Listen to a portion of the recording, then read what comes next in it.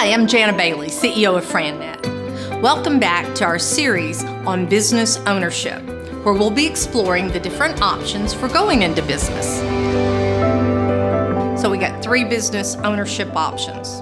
I can start a business from scratch. I've got this great idea. I'm going to pursue it. It's my passion. We hear people say that.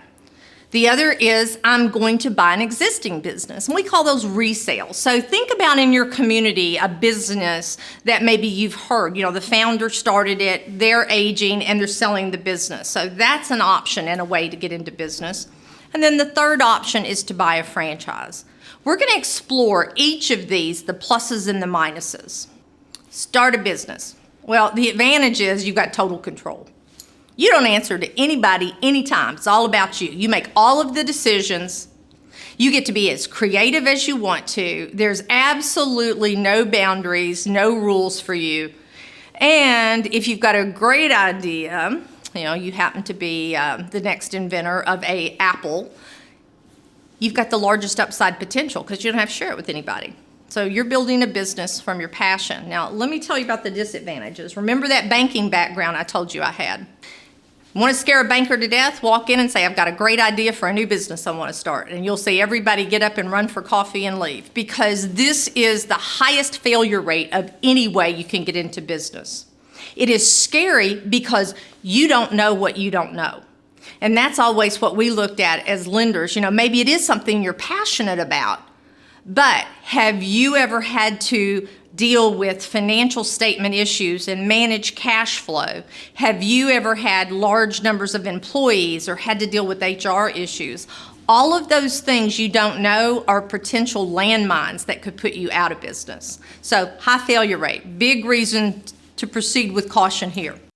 Buy an existing business. A lot of people like this because cash flow is already there. Now, I'll admit, as a banker, this was one of the things we liked, because I could actually ask for, and you should if you're looking at buying an existing business, I would want to see 3 to 5 years of financial statements and tax returns.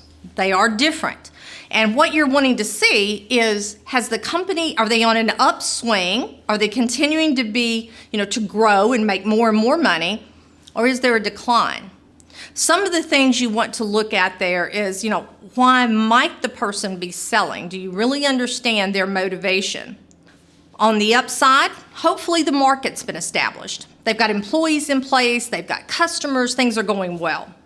Systems should be in place, but I can tell you from personal experience, not all small business people are good at documenting and keeping those procedures in some logical format that you can follow.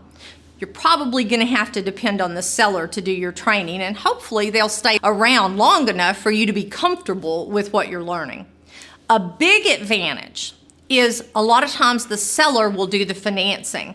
They actually, for tax reasons, want to be your bank. So you're going to pay them out over time, and it's advantageous to you and to the seller. Now, the disadvantages, again, just be sure you know why they're selling, and look at and try to discover if there's any hidden seller motives.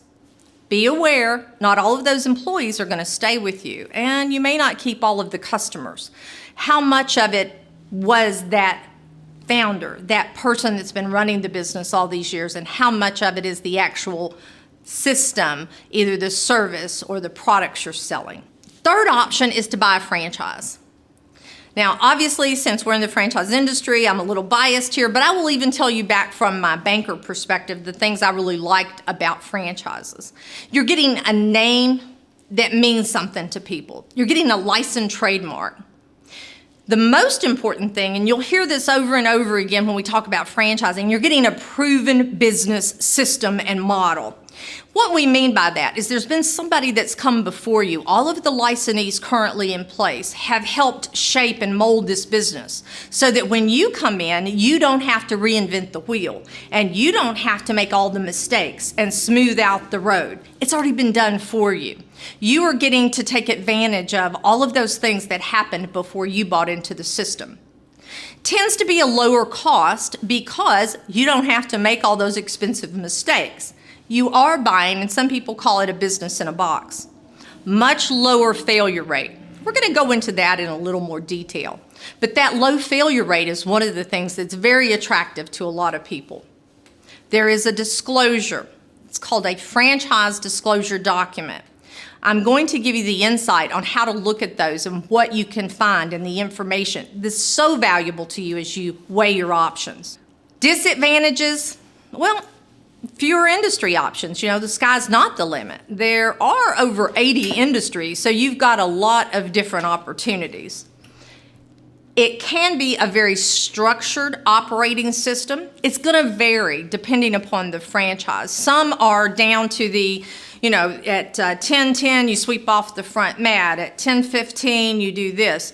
Others, you kind of have these boundaries and these guidelines, but within it you have some flexibility. Ongoing royalty payments. This is the biggest complaint I hear from people. They're like, well, I get it that I got to pay a franchise fee up front, but why do I have to pay these ongoing royalties? It's because you're buying into a franchise and you are getting that proven system and that ongoing support. As we explore franchising, we're really going to dig deeper into franchise ownership, the myths, the realities, the things you really need to be considering. Thank you for joining us today. To learn more about business ownership, visit our website, FranNet.com.